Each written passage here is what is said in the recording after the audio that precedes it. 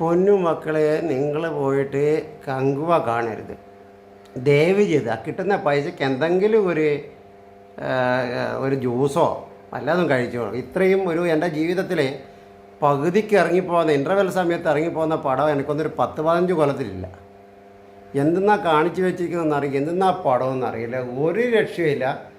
ഈ സംവിധായകനുണ്ടല്ലോ, എന്നാൽ ശരിയോ അയാൾ ആദ്യം എന്ത് ചെയ്യുന്ന അറിയാം, ചവിട്ടി ആക്കെ എന്താണ് പടം, എങ്ങനെയാണ് സിനിമ ഉണ്ടാക്കണമെന്നൊക്കെ ആദ്യം ആളുകൾ പറഞ്ഞു കൊടുക്കണം.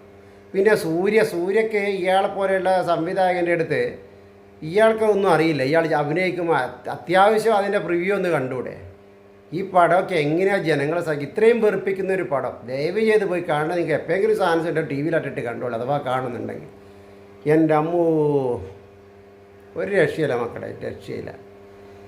തല പെരുത്തുപോയി, ആവൂല.